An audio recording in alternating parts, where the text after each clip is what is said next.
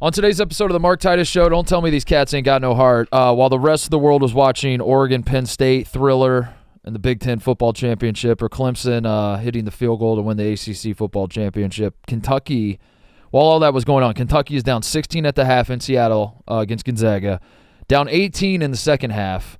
No Lamont Butler, who rolled his ankle in Clemson. Kirk Kriisa goes down in this game. His injury remains a little mysterious, but I think we got good news, semi-good news on that front between the end of the game and now. But anyway, Kirk Kriisa goes down. No Lamont Butler. Kentucky still claws back to snap Gonzaga's 175-game win streak. Went up by double digits at halftime. That happened on Saturday night.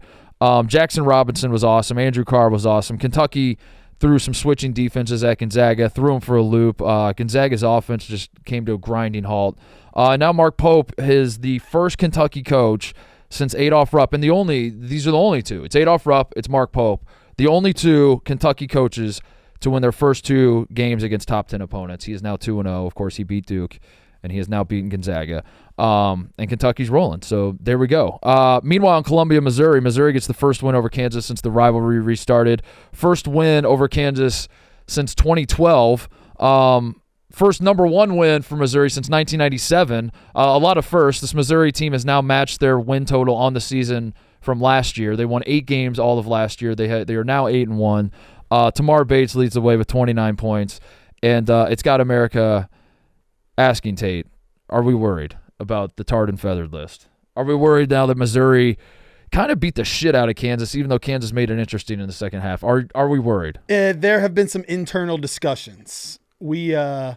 Did we get a little careless crossing Missouri off just for shits and giggles? Unfortunate first team to throw out for shits and giggles. Yeah. I think we'll be all right. But the more serious question I have is Kansas broken? The number one team in the country lost twice this week.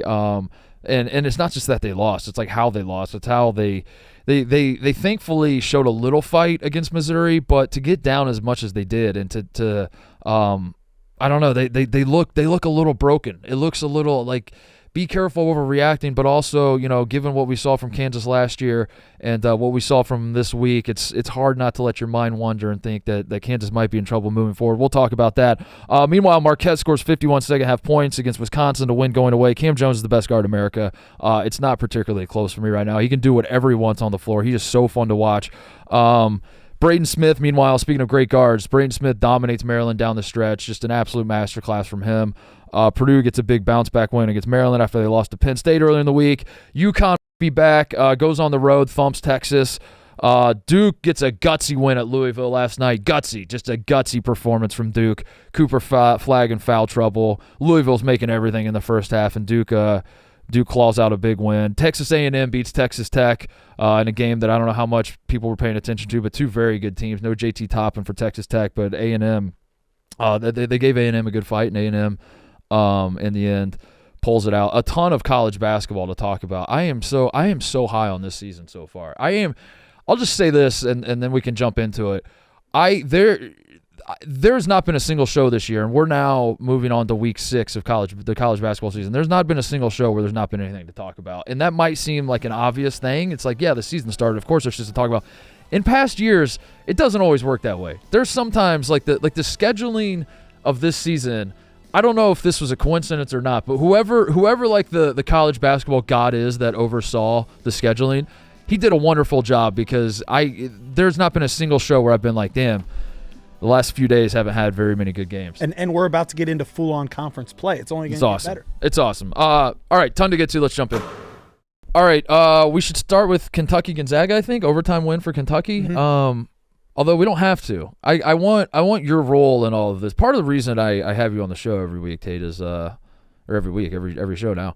I want you to tell me when I'm not talking about what needs to be talked about. If you miss a 5 versus 6 game last week, or if you miss we don't talk about the number one team in the country. Yeah, you're basically my shield for criticism. So if people are mad that I didn't talk about something, be mad at Tate, because I'm here to just kind of riff, and I want to make sure. But in all seriousness, if I'm not held in check, I will probably just talk about Duke every show at this point. So I need someone to be like, hey. Hey, enough Duke. Okay. Enough Duke. Let's move on. Because I was watching the Duke-Louisville game last night, and I kept waiting. Like, part of me was like, at some point, when the game started, I was like, I'm going to watch this Duke-Louisville game for a little bit, then I'll flip over to UCLA-Oregon, I think was going on. There was football going on. I was like, I'll bounce around on. And then I was just locked in on 40 minutes of Duke-Louisville. Louisville was making everything. It became a compelling game, and I was looking at it. Exactly. All right. That was a test. We will have a timer today on the Duke-Louisville talk, and I will make sure we go Kentucky-Gonzaga, and also the number one team in the country losing the number one team in the country to unranked teams this week. Yeah. All right. Well, so I do think the best game of the week was Kentucky-Gonzaga. Mm-hmm. The weekend was Kentucky-Gonzaga on Saturday night. Gonzaga jumps out to a huge lead. There were, I think, 11 points from both teams. There were 11 points in the first minute of play with no stoppages to illustrate like how these were two teams that like to push tempo, two teams that love to shoot threes, although Gonzaga, we're going to talk about that in a second. Gonzaga cannot make threes, but they like to shoot them.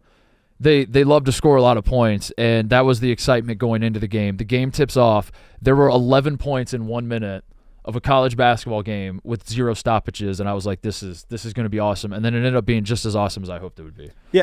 It started off absolutely on fire, and you know me, I'm doing the pace thing. I'm like, wait, is this game about to be 200 to 199? Kentucky slowed down. Only scored 34 in the first half, but my goodness, the story of the game has to be, how happy is Kentucky with Mark Pope? The difference between his halftime adjustments and John Calipari's halftime adjustments is night and day. Night and day, dude. So Gonzaga scores 50 points in the first half. They were Graham Ike was balling out, and Kentucky was like just trying to like keep pace with them almost, and it just felt like it was going to be an offensive explosion night. But Gonzaga just feels like they had better players, and that just seemed like to be where we were going with the game. Second half comes out. The play for me that like turned everything was, I forget time and score, but it was early in the second half. Andrew Carr is posting up, gets an and one, but he doesn't really make a move. He just kind of like bullies his way to the. He just, just like kind of just dribble and like a lesser. How do I say it? A bigger bitch would have just flopped. A guy guarding him, like he kind of like hit him like a couple times, and like if the defender was more of a bitch, he probably just would have like flopped and maybe got the call, maybe not. It was one of those type post moves. Gets an and one, and it felt like like maybe it's easy to say this now because Kentucky did go on to win the game, but that felt like more of a tone setting play for the second half where I felt like Kentucky, who loves to shoot threes, they love to spread the ball around. They love, like, what makes this team so good is not and Jackson Robinson was awesome, and I'll give him some love here in a second. But what makes Kentucky's team so good to me is that they are truly a team, and you don't know where it's coming from on any given night. But they can sometimes fall in love with the three too much. They can sometimes get stuck in a situation where no one really wants to step up. They don't know where it's a team effort, but it's also sometimes can be like no one's really grabbing the game by the balls. So to have a situation where in the first half you're frankly getting dominated, and Gonzaga looks like they're just going to go on cruise control in the second half, and to come out and be like, if we lose, we're going to go down swinging, and we're going to at least instead of floating around shooting threes, we're going to try to establish, like, Graham Ike is scoring at will for Gonzaga. We're gonna fight back with a big guy of our own and feed Andrew Carr and let him bang a little bit. That play to me like turned the game on its head. And then on the other end of the floor, Kentucky just threw some junk defense. Like, frankly, it was just sort of like it was zone looks that went man. It wasn't really that elaborate, but for some reason Gonzaga just stopped in their tracks, just stood there, and you just suddenly a Gonzaga offense that not only this year but the last decade plus under Mark Few, you're accustomed to seeing ball movement, player movement, just guys flying all over the place. In the second half, you just see dudes just standing there and holding the ball, dribbling it a couple times, slow pass over there, and then now he dribbles it, and it was just very elementary offense. And that stood out to me as I thought that was the difference in the game, was Kentucky was throwing junk defense out there, and it seemed to be working. And that just comes down to coaching, in my opinion. Whatever he's doing at halftime, he's shown it a couple games now. They come out, they have a plan. The differences between what they've been, they had 5 dudes in double figures. Kirk Ariza had 8, so they almost had 6. He gets injured. They come out, they're throwing out different defenses. They're confusing Gonzaga. They come all the way back from 18 down. I just think it's so funny how the frustrations that Kentucky fans had with Coach Cal and getting the individual talent and how they played basketball and they had all this. Mark Pope has none of that right now. It's polar opposite. Polar in every way. And like they're not using freshmen. They don't They have top end talent. Exactly. It is awesome to watch. And I am just this year they're good. They're a top 5 team in the country right now.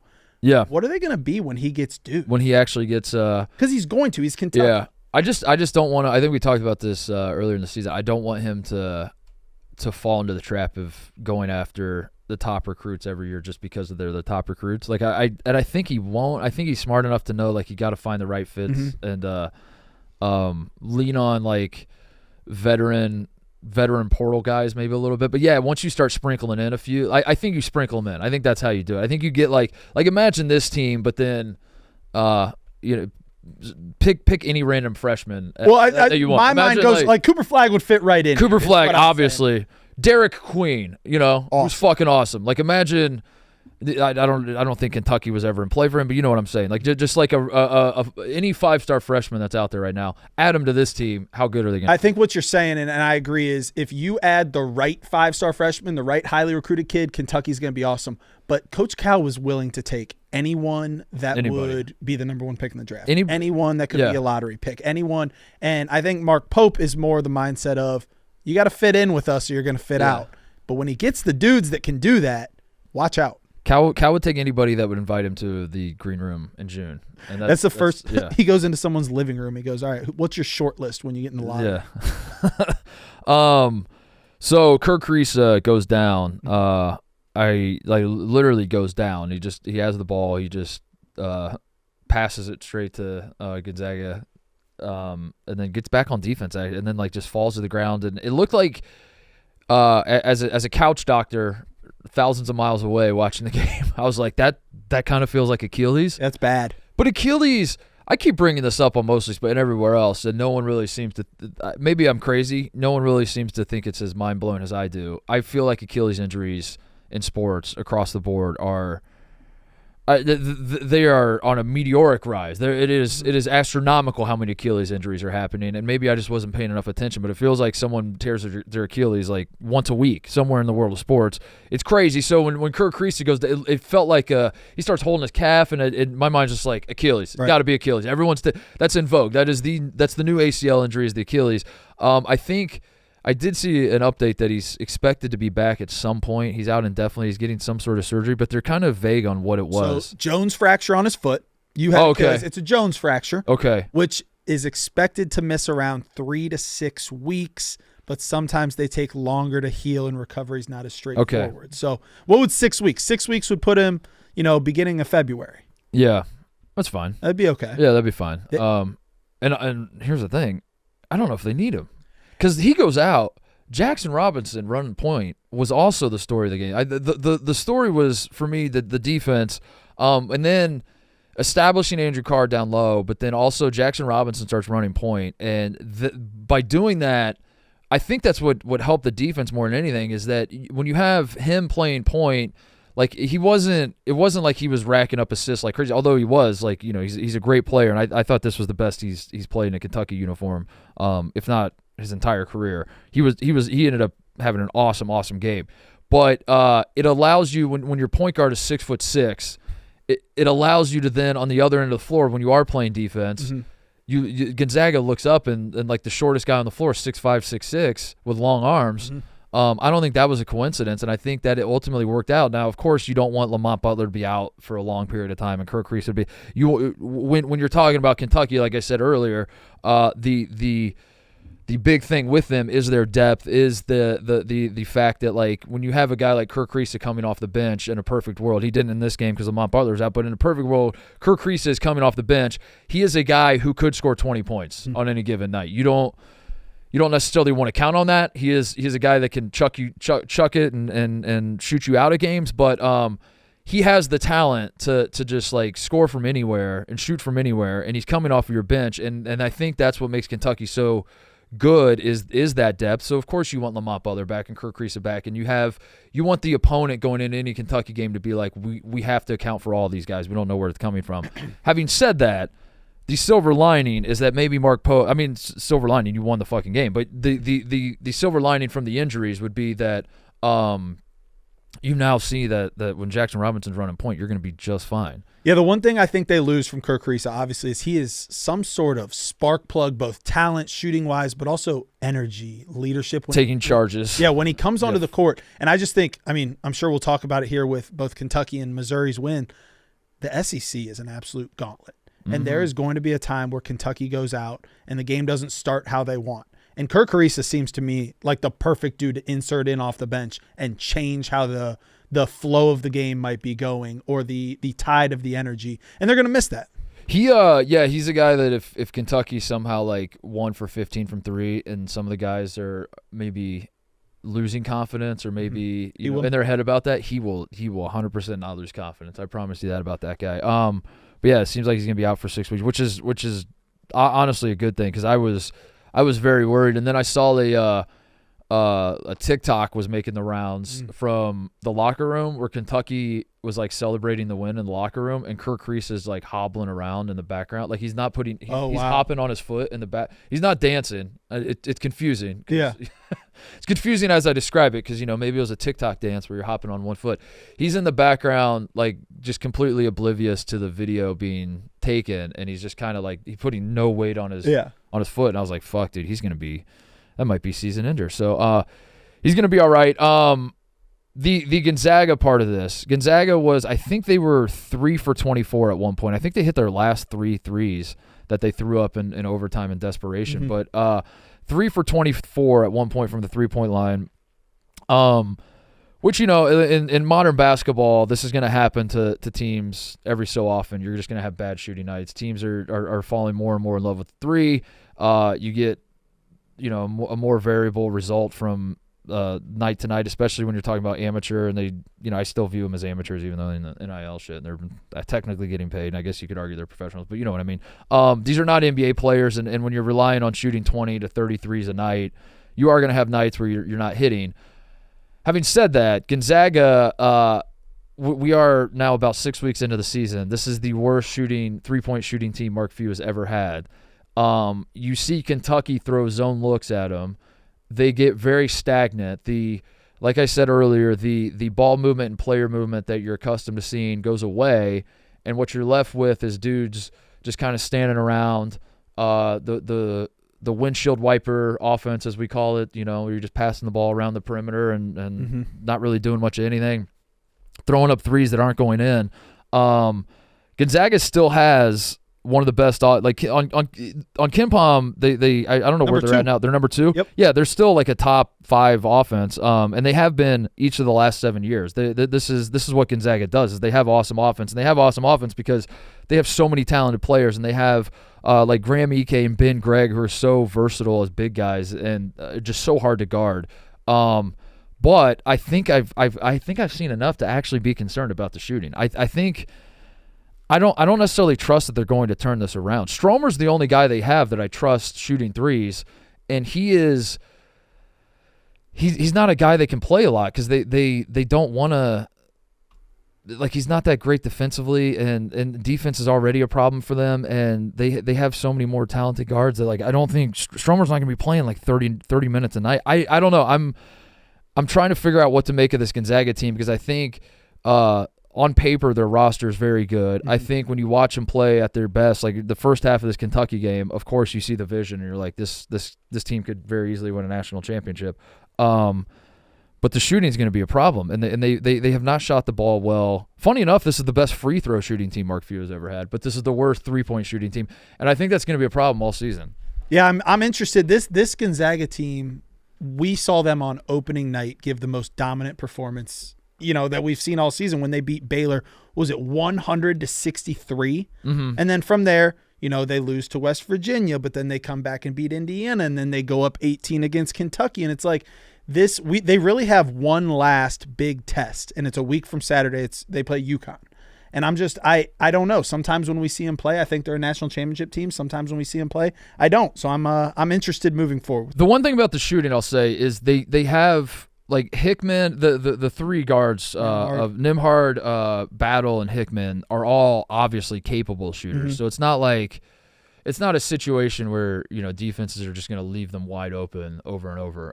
But they're very, very streaky, and it's yeah, I don't know. It's just something it's interesting to me that their offense is still like Ken Pom still loves their offense, which speaks to like how good they are at getting inside the paint, right. how good they are, how good their big men are. EK's awesome. EK and Greg, and you bring like Braden Huff off the bench, like to have him as like your third best big man, is very much a luxury. I like the guards. I like Hickman. Nembhard is if not the best point guard in the country, among the top 2 or 3. I'm still very high on Gonzaga, but that is the way they let Kentucky just the way they let an 18-point lead evaporate in the snap of a finger, and the shooting, I think, are, as much as I want to say like just whatever, that's a one-off thing. Don't pay too much mind to that. I'm paying a little bit of mind to that. Mm-hmm. I'm paying a little bit of mind to like how do you let a Kentucky, you were up 18 in Seattle, and it wasn't like they were chipping away. It wasn't like Kentucky like cut the lead to 12 at the under 12 and then cut it to 8 at the under 8, and then you look up and you're like, oh fuck, we're down. It was like bam, snap of a finger. It's a 4-point lead for Gonzaga. But yeah, the story, obviously Kentucky, when it felt like they could have very easily thrown in the towel, coming off a Clemson loss. Now you're down almost 20 against a top, what was Gonzaga ranked? They were 7. Yeah, top 10 team. On the road ish. They could have very easily thrown in the towel. They did not. I love Mark Pope so much, and I was very high on Mark Pope in the preseason, and now I feel even higher. I'm even higher on Mark Pope. I'm smoking more of that Mark Pope. Give me more of that Mark Pope. Inject more Mark Pope into my veins, dude. He's the man. He's not only, he's like such a good players coach, but he's also the adjustments that we talked about. Like everything you've seen from Mark Pope. I don't know how Kentucky fans could have any other emotion than just being like over the moon. Shout out my guy Knox, who came in and into the studio, came on Mostly Sports, big Kentucky fan. I didn't realize that. Big big fan of he's a big Blue Nation guy, but big fan of this show as well, apparently. Shout out him, and also, I mean, and I told him when he came on Mostly Sports, I told him, I was like, I think Mark Pope's going to be good. You did. I think Mark Pope's going to be good. And Kentucky fans, they're going to be top 5 again this week. I know they lost, but they're going to be top 5 again this week. If you gave Kentucky fans that option when Coach Cal decided to leave, and you guys you lose, your entire roster is gone, and ended up getting a great coach. But I don't know if Mark Pope was the number one when they were all top 5. That's what I kept saying, is like, you guys are in a Calipari cult. You're in a cult, and you don't realize it.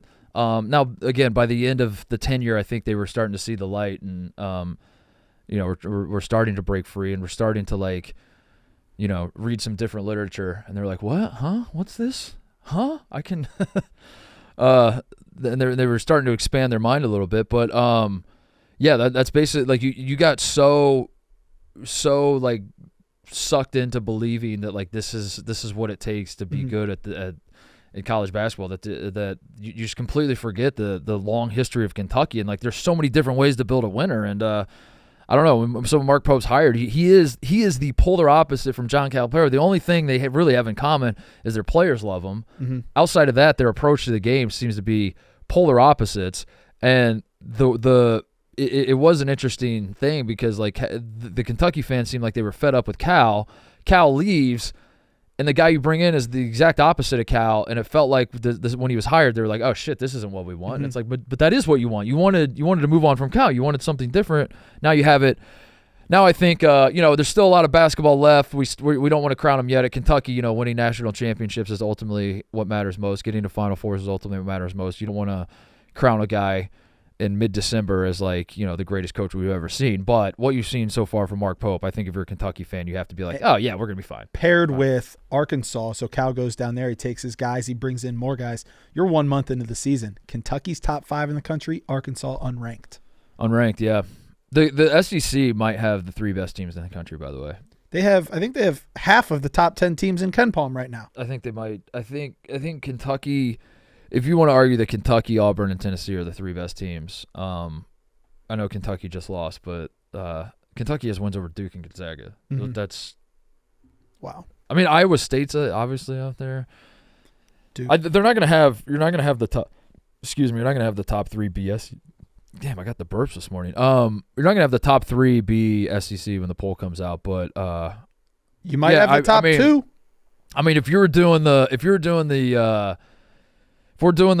tournament started today, who are the 1 seeds thing, I do think Tennessee, Auburn, Kentucky have great cases to be the 3 1s with probably Duke, Iowa State. I don't know. Probably Duke Iowa beat State. Auburn. Like Duke probably not. And then probably Iowa State. That would be but 3 SEC teams is crazy. And we haven't even talked about Alabama, who Yeah. was the end all be all, head and shoulders number 1 most talented team coming into it.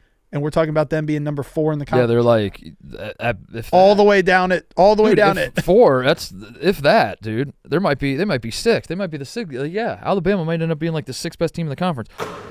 Quick break to talk about the Emirates NBA Cup. It is here. You can win big getting in on the action at DraftKings Sportsbook, an official sports betting partner of the NBA. There's sure to be rim-rattling slams and no-look passes that bring the crowd to their feet. Get behind your favorite players and the prop bets you can make on DraftKings, the home of NBA player props. Ready to place your first bet. Try betting on something simple like picking a team to win. Go to the DraftKings Sportsbook app and make your pick. First time, here's something special just for you. New DraftKings customers bet $5 to get $150 in bonus bets if your bet wins. Score big with DraftKings Sportsbook. Every point counts. Download the DraftKings Sportsbook app and use code Titus. That's code Titus, Titus, for new customers to get $150 in bonus bets if your bet wins when you bet just $5. Only on DraftKings. The crown is yours.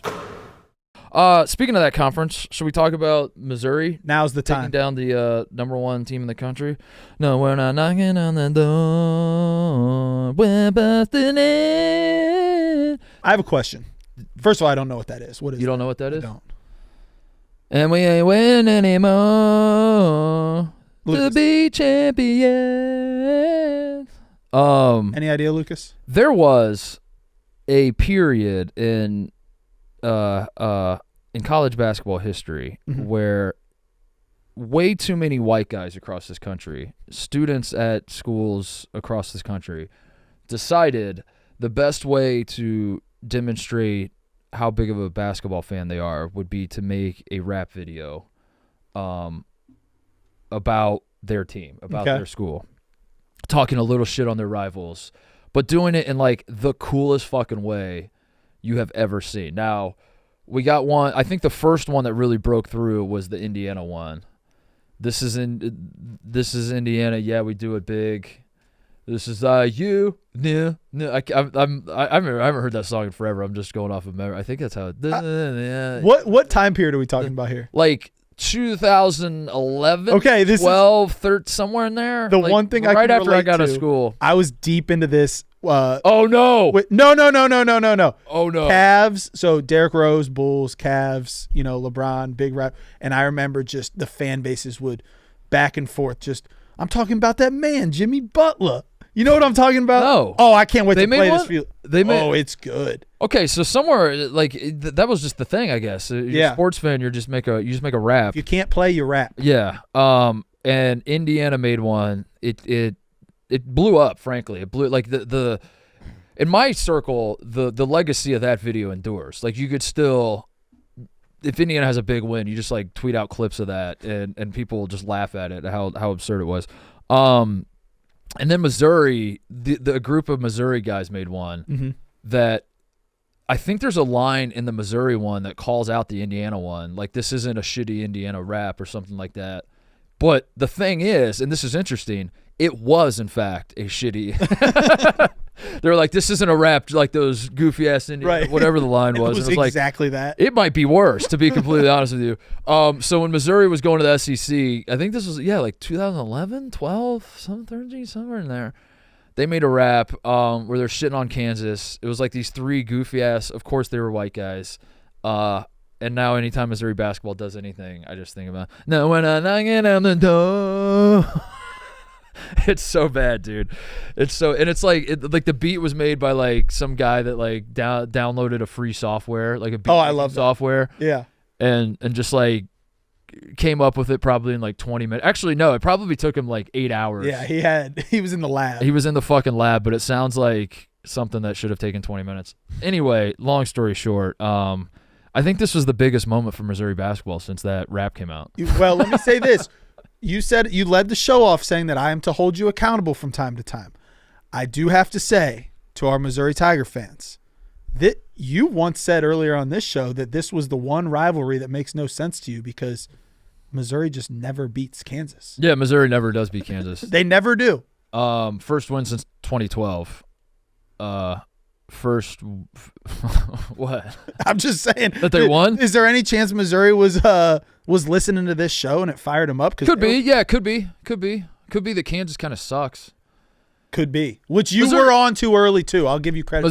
Missouri's a good team. Missouri. I'll say this about Missouri. I have not taken their NCAA tournament hopes seriously. Mm-hmm. I still anticipate them probably not making the tournament.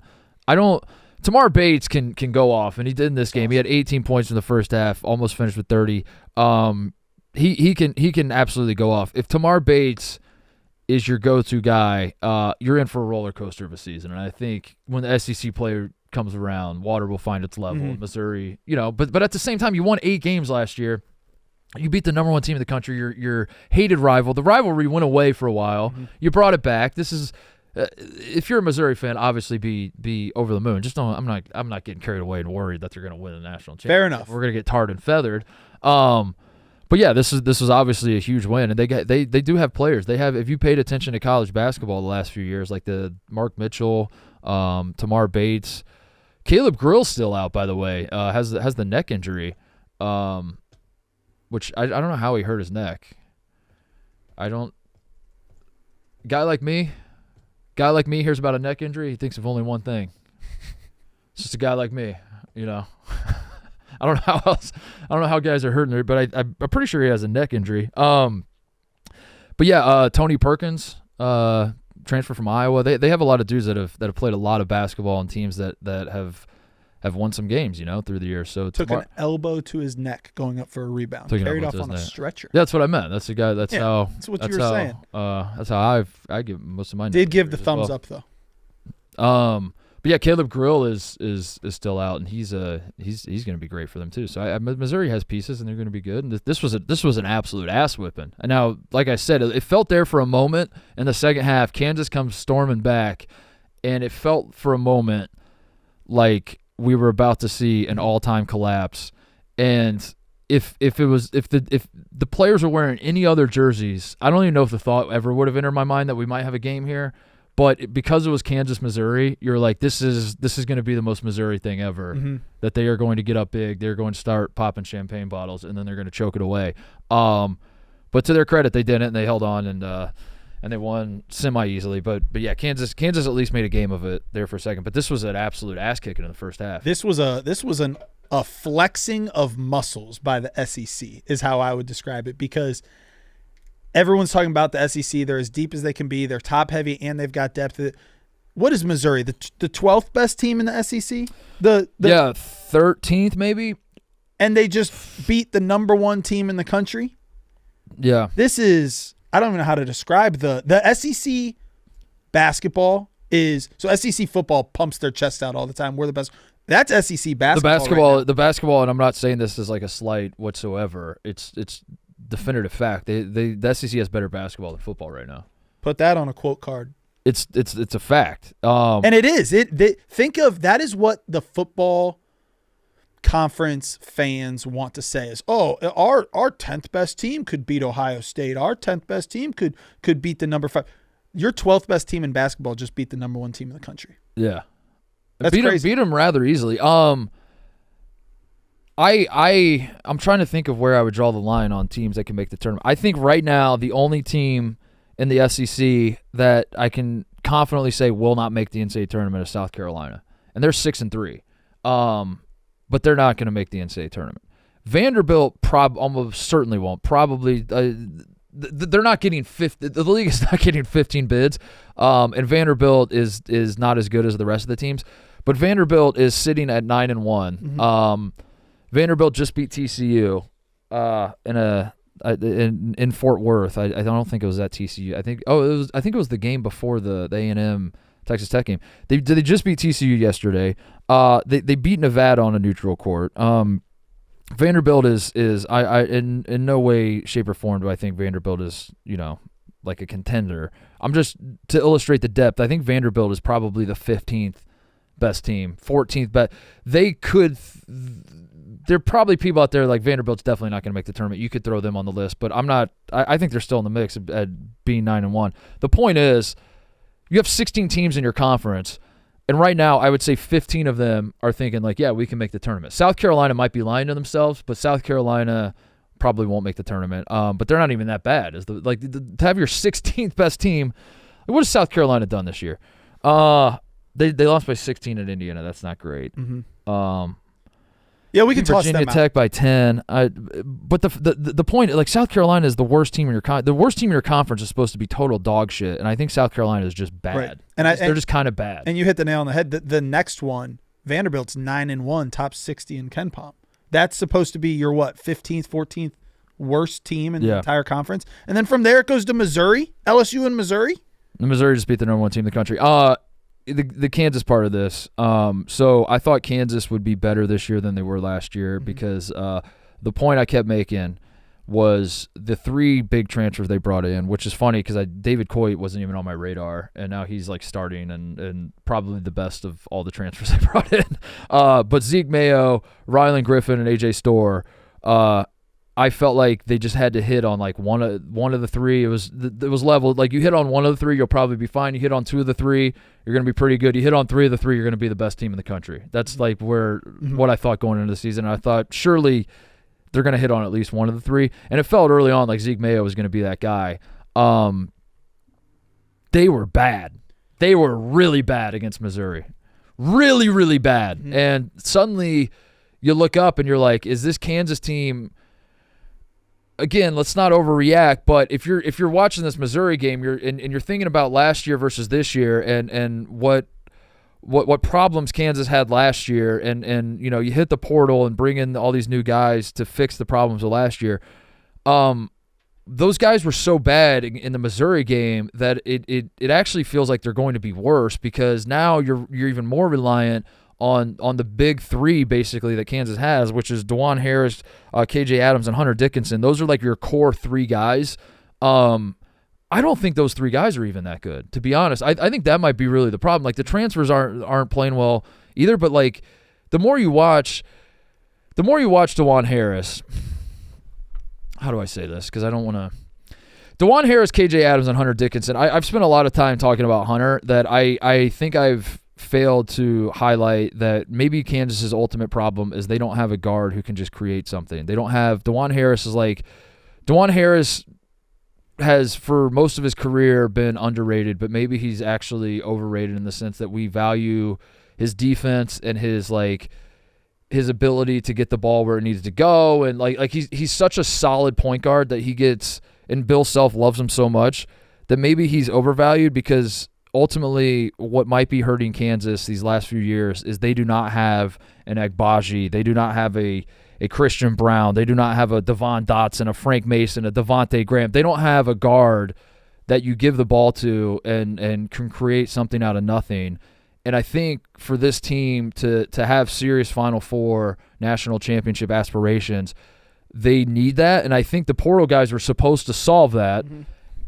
Zeke Mayo is probably, if they are going to find a guy who can do that, it's going to be Zeke Mayo. Mm-hmm. And I still think they're trying to figure that out. And I think that's ultimately what Kansas's problem is you try to figure out where you point the finger. And I've pointed out Hunter's shortcomings fairly often, but he is consistently putting up numbers. So like, how much do we blame him and his defensive abilities? How much do we like where does the blame fall when things start to fall apart for Kansas? I think it might just be a talent issue, and unless some of these transfers can perform at the level that they were expected to perform, I don't know how or why we should take Kansas seriously. Talk to me though. Why aren't they performing at the level they were expected to perform? Like where I'm coming from is, so Chaz Lanier comes from North Florida, goes to Tennessee, and I could see a world where that is quite the bump up in competition to the point where, okay, he didn't pan out because maybe he wasn't an SEC type player. AJ Storr is going from the Big Ten, where he averaged 17 a game for Wisconsin, started 36 games last year. He comes in, what did he have? He's averaging 6 points a game. He had 2 points, 4 fouls, 2 turnovers yesterday. Yeah. why are these dudes not these transfers? They're supposed to bring all this energy and all this talent. Why aren't they? I don't know. I mean, the obvious excuse would be that they need the ball in their hands, and DeJuan Harris is running point, and maybe these guys like feel like they're more used to being ball dominant or something, and now they're trying to figure out what their role is and how they fit in, and it's not working as well. But I don't know. It's very, very frustrating to watch Kansas because the talent is evident, and or should be evident, I should say. Like the talent, like you just said, like you're looking at the roster and you're like, why is this not clicking? And yeah, I mean the game against Missouri was dreadful. They had the big three transfers they brought in, and again, I'm excluding David Coit because I don't feel like he was a guy that made waves. Which, no disrespect to him, I'm just thinking back on this offseason of the guys you bring in to solve your problems. The big three transfers, I think, combined for 9 points. I think I made note of that, but I didn't. Let me see. I think they combined to score 9 points against Missouri, the three of them. Zeke Mayo had 4 points. A.J. Storr was 1 for 4 for 2 points. Rylan Griffin was 1 for 1 from the three-point line, had 3 points. They scored a combined 9 points, those three guys. And I think in a perfect world, you're counting on them to score 40-something. I was going to say, coming into this, I'm lost as to, is this just a textbook definition of the grass isn't always greener? Like, none of these guys thought this was going to happen. This is A.J. Storr. He's been to St. John's in Wisconsin. This is the least he's played and the least he's scored in his career. He can't be happy with this. AJ, yeah, I mean, if you want to do, the old man like state of college basketball type thing, you could say like it maybe that's just the transfers they bring in are mercenaries. I mean, Zeke Mayo shouldn't be that guy. Zeke Mayo is a local guy. He's from Lawrence. Like I don't anticipate that with him. But AJ Storr is he's on his third school, and I remember when he transferred, like that was like a talking point with him, is like he just chases the bag, and he's and I don't personally think it's that, but maybe it is. Maybe it's ultimately that. You just this is the pitfalls of turning to the portals. You find guys that are just like cashing checks, and maybe just like their head's not fully in the game. But Zeke Mayo has to be the guy for them. I continue to believe that. And if they are just going to rely on DeJuan Harris like coming off of ball screens, but like DeJuan Harris has scored 20 points in his career one time, and DeJuan Harris has played 10,000 basketball games at Kansas, and he's only scored 20. DeJuan Harris is a very, very, very good point guard. DeJuan Harris has a very obvious ceiling, though, and if your offense is just reliant on DeJuan Harris coming off of ball screens, and at this point in his career, I think people realize what he's capable of and what he's not capable of, and you're hoping for like KJ Adams to like he basically just catches lobs, grabs offensive rebounds, or like has these little short rolls where he can hit a floater. That's his entire offense. Hunter's entire offense is just like shooting wide open threes or getting to his right shoulder little baby hooks. Like all these guys are like very like the scouting report's out on all three of them. And I think if that's what Kansas is, if you're looking at these I guess it's this for me. If you're looking at the transfer saying like these three guys are a core, you guys have to get in where you fit in. I don't think that's the approach. I think Kansas needs to I think like Bill Self needs to like go to Zeke Mayo and be like, you're shooting 20 times tonight. And I don't care if we lose by 30. I just need somebody out there that's going to shake things up. I need somebody we can't just fall into this rut of like relying on three guys who have obvious flaws and aren't as talented as Kansas guys in the past. And I think that's ultimately the issue. I think you almost get tricked by their uniforms, and you see DeJuan Harris and KJ Adams and Hunter Dickinson in Kansas uniforms, and you're like, they must be fucking awesome. And they just like, we've seen enough through the years where it's like, you can't, these three guys are not going to lead you to a national championship. You need more. And if you're asking AJ Storr and if you're asking Rylan Griffin to just like spot up in the corner and when the ball comes to you hit threes, maybe that's a misuse of his talents, and maybe we need to figure something else out. I don't know. I'm not in practice every day, but Kansas, last year they were disjointed. The offense was clunky. They weren't great defensively, and that was the frustration of watching them. And this year, I felt like the offense would be more fluid, and certainly this week we're right back to where we were last year, where you're just searching for answers, because it's not even just that. I don't even think it's a case of like they're just missing shots like we do with some teams. Like I said earlier about Gonzaga, like there are games where you're just going to brick every three. I don't think that's what's going on with Kansas. I think they're back to having like pieces that don't fit.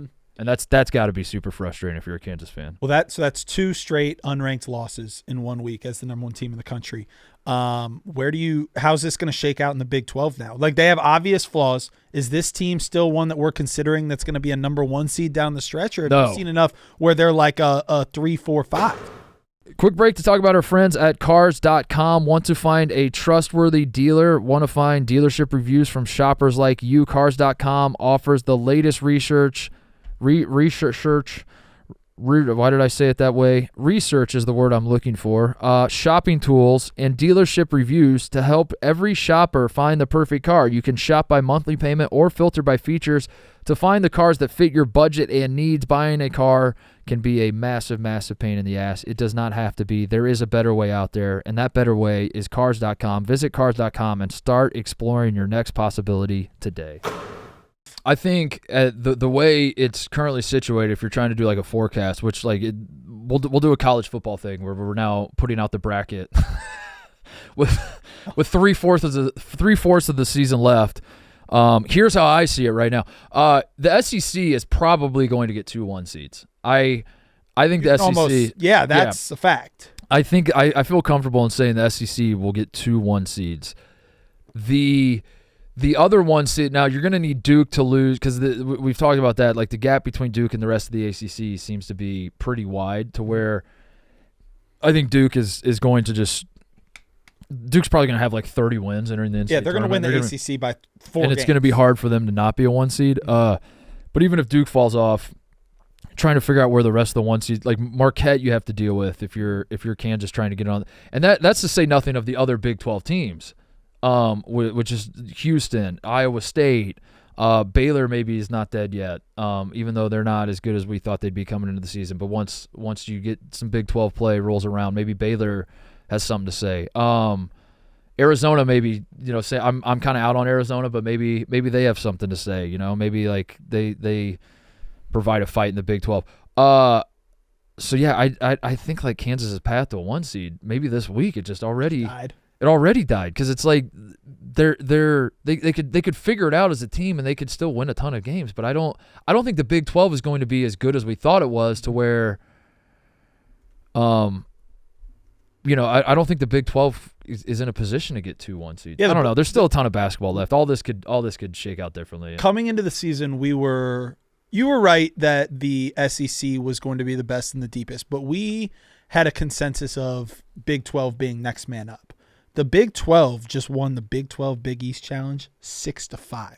Yeah. That's not what we thought was going to happen, because the Big East was supposed to be down. That's a pretty good record for the Big East there. Yeah. The Big East is UConn might be back. UConn actually might be back. I've been too much of an up and down with Danny Hurley and UConn. I couldn't be more out after he gave the "we're not going back to the MTE." He should just not go back to the MTE. Never go back to. He was right, because take away those 3 losses in UConn. Take away the 3 losses. UConn.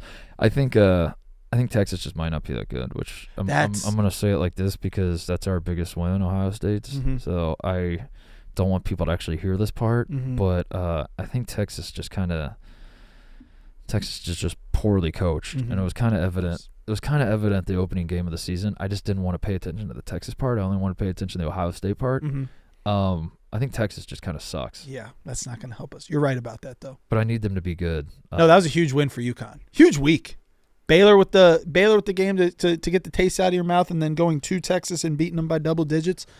They got UConn. I'm sorry, UConn has Gonzaga on Saturday. That'll be they beat them. They're back. Yeah. Purdue, Maryland, I want to talk about real quick because Braden Smith took over this game down the stretch. Purdue was down 5 with about 8 minutes left. They go on a 20-5 run. It was a Braden Smith masterclass. It was like, now I don't want to get carried away and say this was the best I've ever seen him look, because he's played a lot of great basketball in West Lafayette, and I haven't seen every second of his career. But if I was to submit to the college, if Braden Smith makes the I'm so bad at these like hypotheticals. How do I frame this? If I was to submit to like an awards vote, I guess, like one little snippet, like you submit to the Academy, like, you can't watch every movie out there, but like watch. Yeah, here's the clip you need to see. Look at this little clip. Look how good the acting is right here. I would submit the last 8 minutes of this Maryland game as Braden Smith. Like if my grandkids are like, what was Braden Smith like as a point guard? I'd be like, watch these last 8 minutes of this Maryland game. He was under total control. He was hitting shots. He was passing the ball where it needed to go. Maryland's press, which absolutely wrecked Ohio State, and Maryland had they're up 50-17 on the Buckeyes earlier in the week, just had Ohio State in hell, just in the fucking mental torture chamber. That's a problem that has plagued Purdue with Lawyer and Smith in the past. Like when you get athletic guys that love to press and they crawl up into their shit, you can give those guys some problems. They were handling the press totally fine. The last 8 minutes, Maryland couldn't even score really, so like that added to the problems. They couldn't even get into the press, but the press wasn't working for Maryland. Derek Queen is going to be a star though. He is so good. I love that kid so much, and he was hitting threes for the first time now. Enjoy him while you can. I love watching him. It made me feel a little bit better about Ohio State's loss. You can't lose by 1,000,000 points like they did, but Maryland is legit. Maryland's legit. Dude. Maryland's going to make the tournament. Do we have to play them again? We do. We do have to play them again in February. Damn it! I don't want to play. I don't want to play them again. I do not want to play Maryland again. But yeah, Purdue was down 5. They go on this 20-5 run, and Braden Smith had 24 points, 10 assists. It was an absolute masterclass. There was a play late where the left-handed finish he had. I don't know how to describe it because I don't know how many people watch the game. But if you're a college basketball pervert sicko that didn't watch that game and you want to go back and watch the last 8 minutes of Braden Smith, and he had a finish with his left hand where he's so good at finishing at the rim for being 6'1" and never he doesn't even get high enough to board slap. Like never mind dunking. He lives below the rim and still is such a good finisher and is so good at coming off the ball screens and having the defender on his hip and keeping him there and like having good tempo and not rushing his decisions. He had one play where he gets to the elbow like he always does, and he goes up to shoot his fadeaway, draws the help side defender, and then like throws it to Trey Kaufman-Renn for an easy bucket. And I don't know. It was very impressive the last 8 minutes, and I've seen a lot of Braden Smith basketball, and I pretend like I watch every team equally across the country. I don't. I gravitate to certain teams, and obviously being from Indiana, I pay attention to the Indiana schools more than I probably should. But Purdue's been good through the years, so maybe that's not as egregious to watch a lot of Purdue. I've watched a ton of Braden Smith, and those last 8 minutes against Maryland was the best I've ever seen him play. Because he was doing it all. He was doing everything, and it was just so under control. And I don't know. I just wanted to say that. Yeah, I mean, he's my favorite type of player to watch because he isn't able to do it with athleticism or size or any of that. And the way he controls a game, I went in to keep our streak up of Player of the Year watch on every single episode. Braden Smith's now the number 4 best odds to be your Player of the Year. Now it's a sizable difference from Flagg, Broom, and Cam Jones, but Braden Smith number 4. Chaz Lanier is interesting to me. I don't know why I noticed he was like plus. He's 50-1. He's not. He was like 100-1 like a couple weeks ago, and that stood out to me. They're about to be the number 1 team in the country today, and he's the best player. Listen, I do not give out picks. I do not give out gambling tips on this show. That doesn't make sense though. But I will from time to time call attention to things that I find interesting. And the guy who's averaging, he's not averaging 20. He's averaging probably 18 a game. I thought it was 18 a game. The guy who's averaging 18 a game is kind of in the, if you want to oversimplify it, he's in the Dalton Connect role for Tennessee right now. 19 points a game for the number 1 team in the country, undefeated. Playing for the number 1 team in the country is, what is he now? He was plus 10,000. Yeah, he's plus 5,000. Not too long ago. He's plus 5,000. He's still behind people like R.J. Davis, Dylan Harper, Kalkbrenner, Nemhard. That doesn't make sense to me. Yeah, that part doesn't make it makes sense to be behind Broom and Flagg and Cam Jones. Those are the 3 right now. That's the I feel pretty confident in locking in those 3 will be first-team All-Americans. Mm-hmm. I think we're fighting for the last 2 spots. I think Cooper Flagg is and Jani Broome and Cam Jones. That's not to say that like they've done enough and that if they suck the rest of the season they've I don't mean it's clinched. I just mean that it's hard to fathom a world where they fall off just from what we've seen so far. And here we go. I'm going to pivot to Duke. Can I talk about Duke now? Yeah, now's time. Now is the time. Can I now pivot to Duke because I want to use that as a segue to say that Cooper Flagg, this game against Louisville was a game in which Cooper Flagg should have fallen off. This was the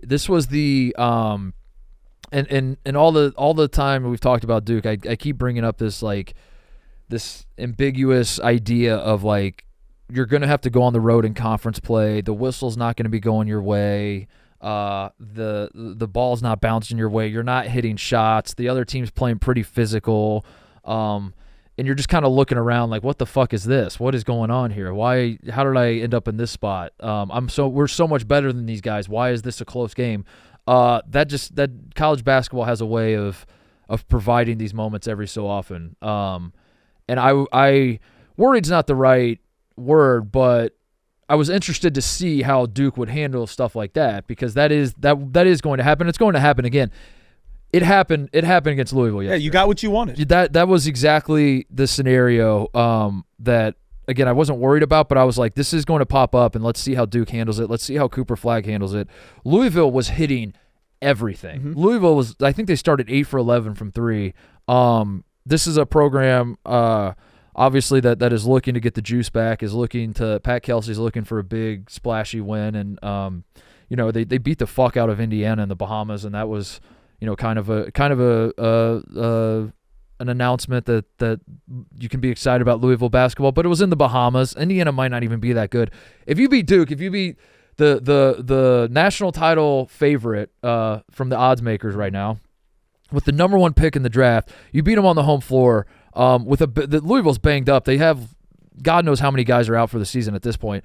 If you win this game, this is the program win. This is the Pat Kelsey program win.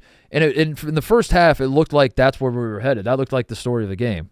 It looked like that's where we were headed, and then they get their opportunity, which I'm sure you want to talk about, is 10 minutes to go in the game.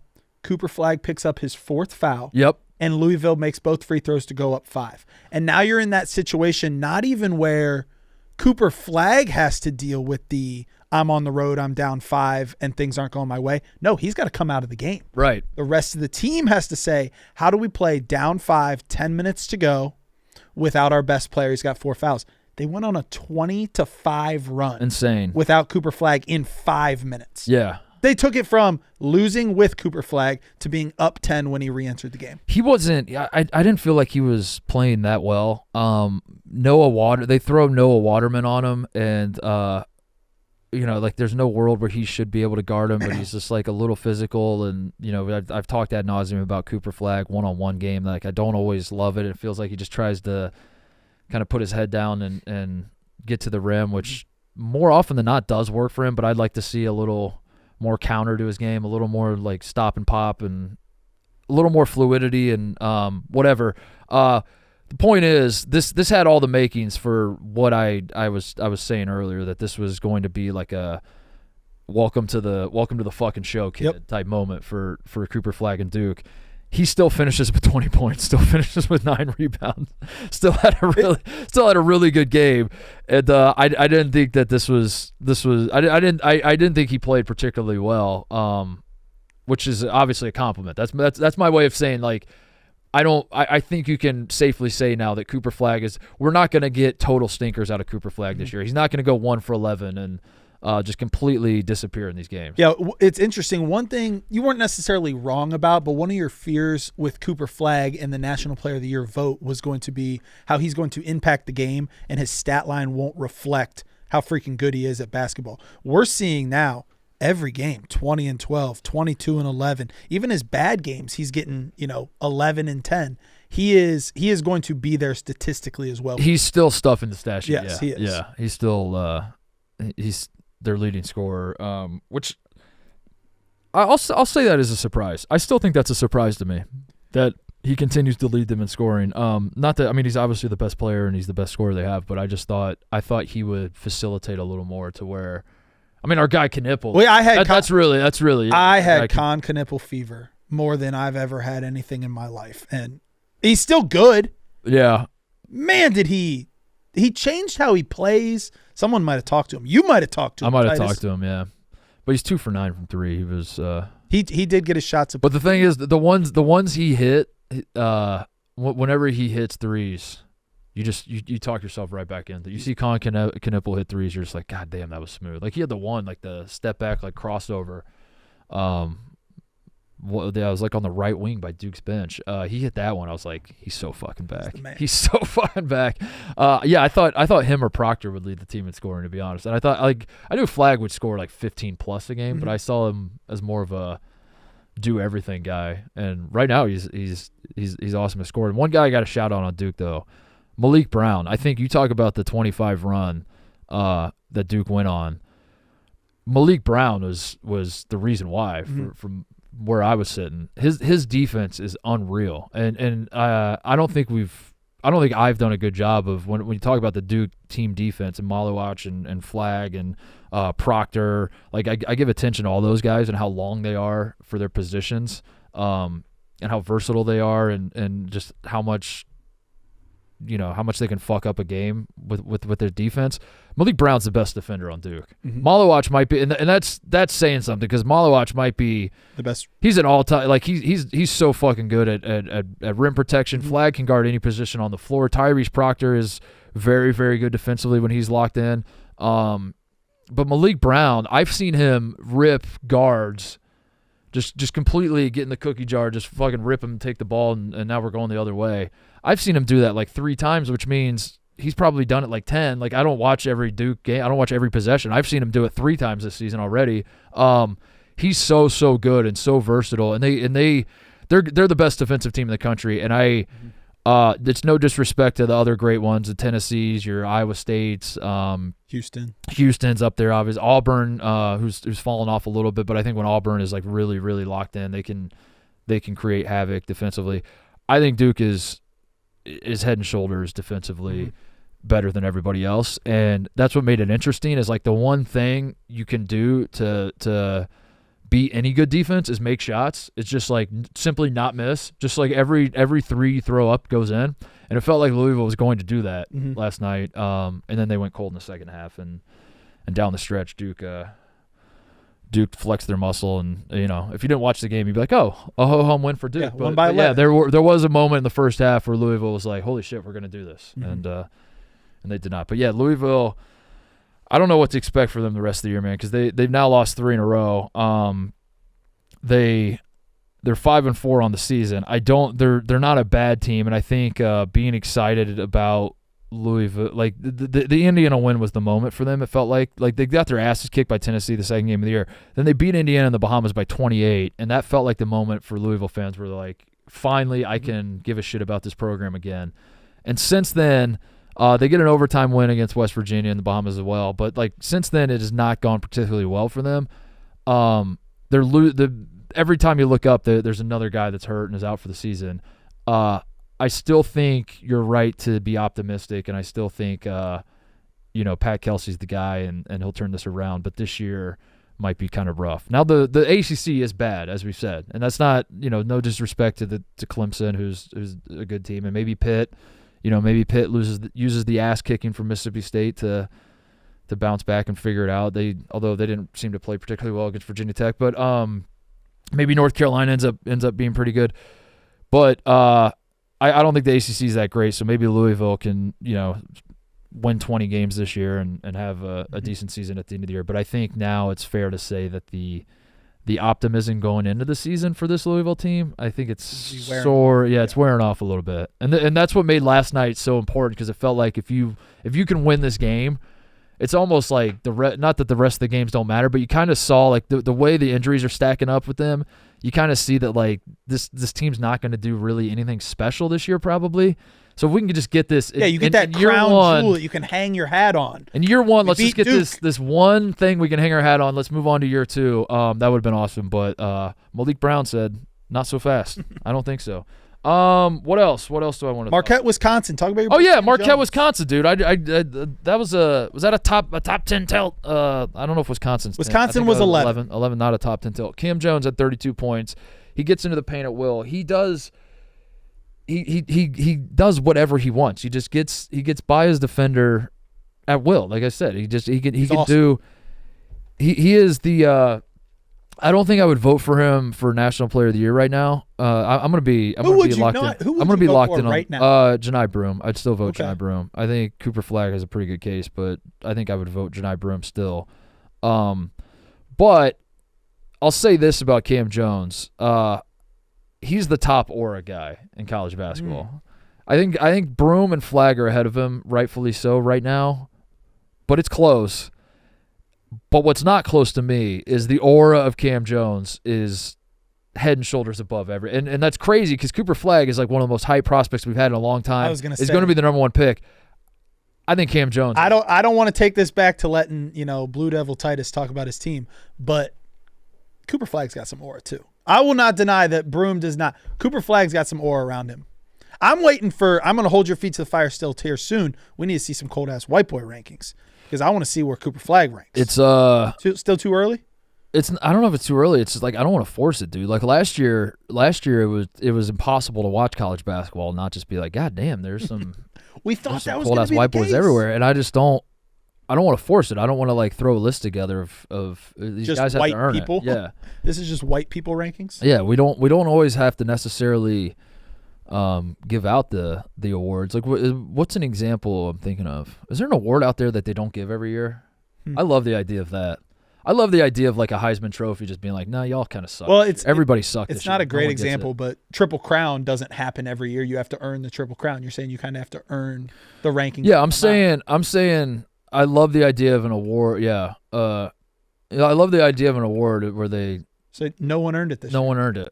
Does the Nobel Prize do that? Do they give out a Nobel Prize every year? I think they give it every year, Do they? which kind of waters down But what if when someone like solved Yeah. something.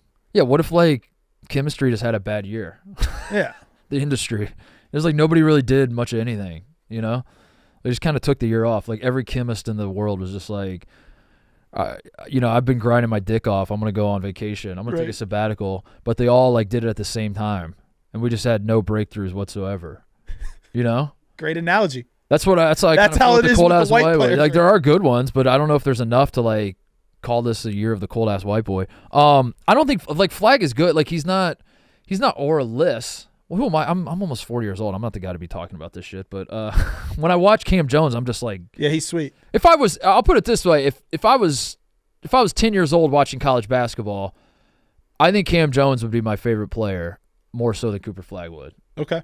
I would be drawn to how good Cam Jones is. Because he has his fingerprints on absolutely everything, which Cooper Flagg does too. But there's something about him, man. He's just so smooth with it, and he makes everything look so easy. Marquette's supporting cast is also great, and I want to make a point to shout those guys out because it's not just Cam Jones. The starting five they have, Stevie Mitchell, Ben Gold, Joplin, I think Chase Ross. Yeah, those are the starting five. Those five guys.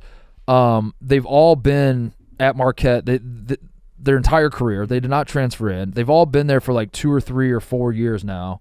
And I think that's interesting as well. I think that's a note that should be made about this Marquette team is that you have 5 starters that in this landscape of transferring in, and we're also in the year of the freshmen and all they're freshmen making impacts on teams across the country. Marquette has 5 guys starting. Now the bench, I don't know. I don't know how deep Marquette is, but the 5 starters they have are awesome. And not only awesome, they've been playing a lot of basketball together. They know each other very well, and they've been at Marquette for a few years now, and I think that's a noteworthy thing.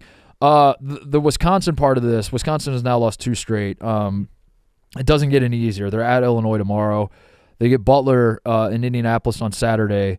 Butler just got their ass kicked by Houston, and I don't think Butler's a team that will be on the bubble up until like February probably, and then they'll like fade away, and not make the tournament. That's what it sort of feels like with Butler. I want Butler to make the tournament. Obviously, I'm a Thad guy. I love Thad. I want him to have success, but I just don't know if they have the horses.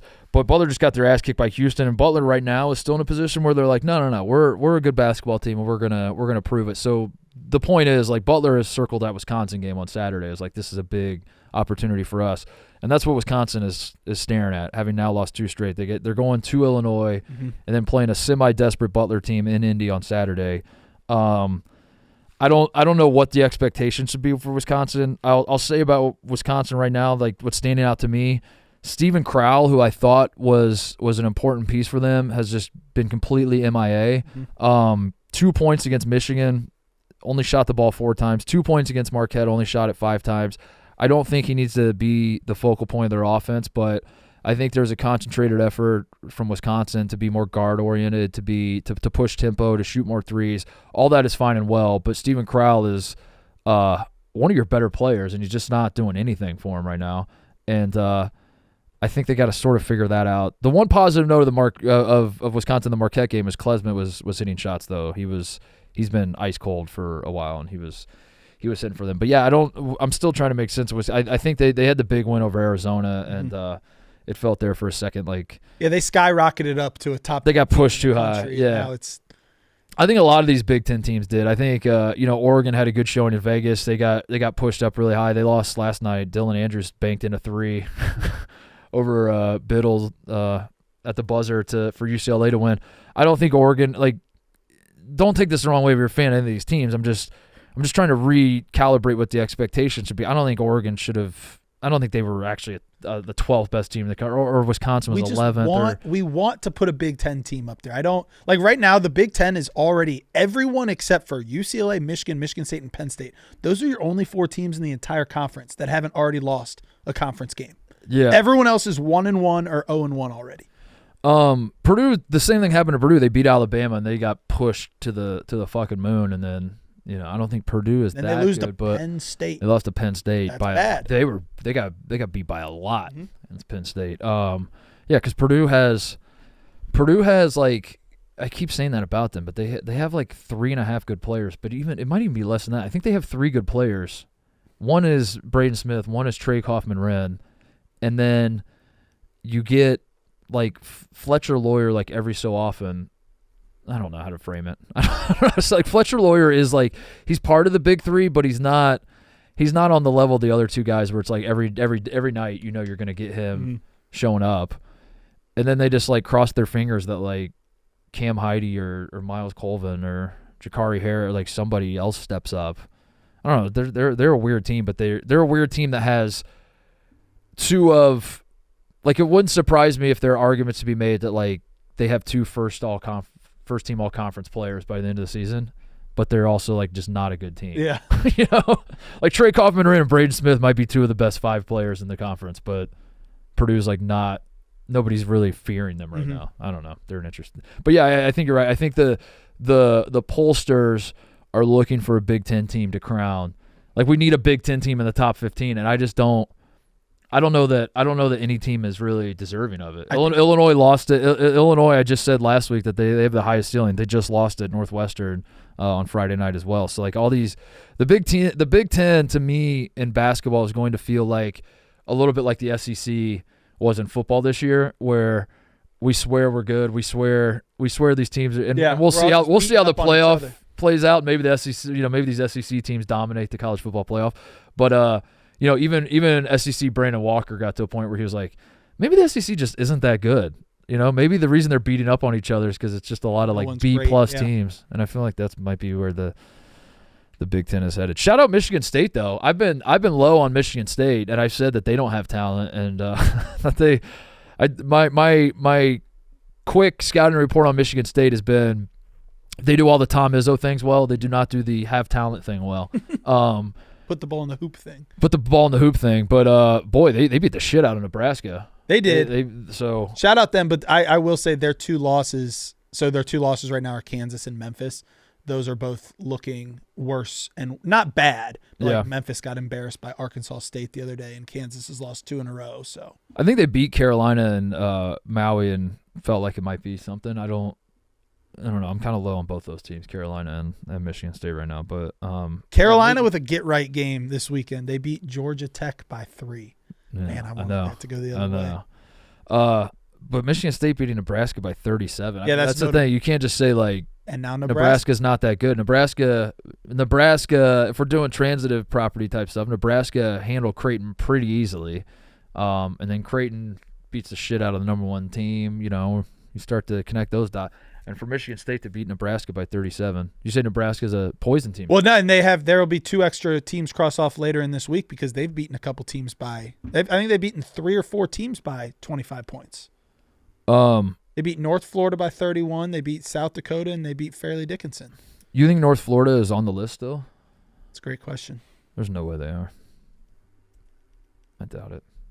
But also, I think we should do once you've been.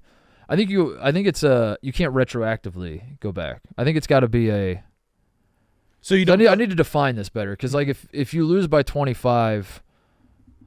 You then don't go back and look at all the teams you already beat. That's a good addition. That was when you thought you were still good or something. You know, like once you lose by 25, now like doubt is creeping into your mind. Like, do we fucking suck? That's fair. And then if you go on to beat a team by 25, that team that you beat must be just awful, must be dreadful. All of those teams I mentioned are already off our list. You've already declared them. I thought as much. UCLA could be good in the Big Ten. I mean Their defense is suffocating right now. Michigan. I know. I'm nervous. That's the team. Michigan might be a team we gotta deal with. Penn State might be a team. I think the Big Ten is good as a conference. It's just not good. Well said. Make sense? Maybe. I don't know. I'm looking at all these teams. I'm like, yeah, dude. That feels like a tournament. UCLA feels like a tournament team. Michigan's a tournament team. Purdue's a tournament team. Michigan State's a tournament team. Penn State can be. Penn State's playing good basketball. Oregon's a tournament team. Maryland's a tournament team. We're gonna get like 10 beds. The top team is gonna be a 4 or 3 seed. And we're gonna get 1 or 2 teams in the Sweet 16, 0 to the Elite 8, and that's what the Big Ten has in store. Texas A&M, big win over Texas Tech. No JT Toppin for Tech, but those 2 teams feel very similar with how their programs. The identity of those 2 teams feel very similar, and that was a fun game to watch. And Wade Taylor is something else, man. He's a guy that can get going in the snap of a finger. So that was a good win for A&M, even though Tech. I like this Texas Tech team. They're unranked right now, but they. I think they're not. I don't want to get carried away.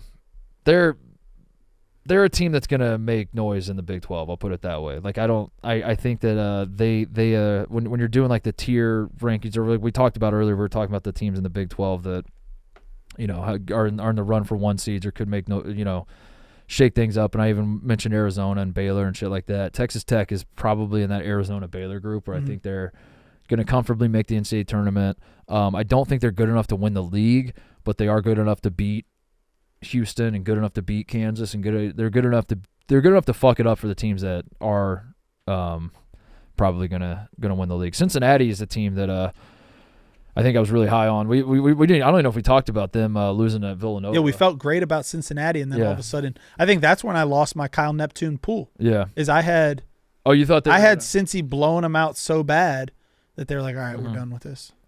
Yeah, they got the big one against Xavier coming up next week, which will tell us a lot about Cincinnati.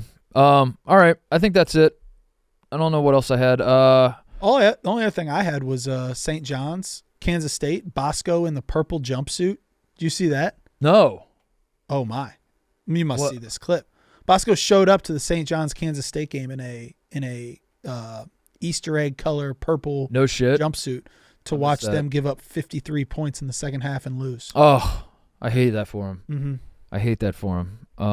Do you think he wears like multiple sweatsuits and like can rip them off and like have another one on it? Yes.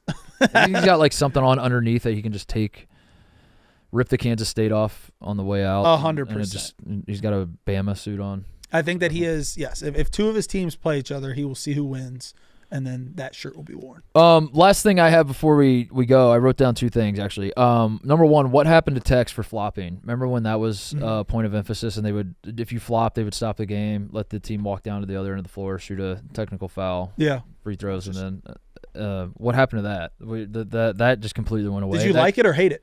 I liked it. Kirk Kriisa had an egregious flop that they didn't call. Kirk Kriisa did the thing where he was guarding in the post, and the guy took one dribble, and Kriisa just flops backwards. They don't call it, and I think Gonzaga just lays it in. But that used to be a technical foul. And then we go to the other end and shoot free throws. What the hell happened? And then lastly, and we'll get out of here, the last 20 national champions. The last 20 national champions have been in the top 12 of the Week 6 poll. The Week 6 poll comes out today. Make note of that. And if you want to do the cross-off list, maybe we just cross off every team that's not in that top 12. That's interesting because 2 teams that I think that can absolutely win a national championship, I think will be outside the top 12 today. And that would be UConn will not be in the top 12, and I think that Kansas will not be in the top 12. And I don't want to cross either of them out yet. I don't want to get carried away and do that either, but that's just seems to be how it goes. Last 20 national champions, so pay attention to the poll today. Top 12 today will tell you who will more likely than not win the national championship. All right, that's it. Thanks for watching. Thanks for listening. See you guys Thursday. I think we'll do the show Thursday. There'll be some good games. We got Wisconsin, Illinois, Michigan, Arkansas. I think this week coming up this week. So a lot to talk about Thursday. We'll see you guys then.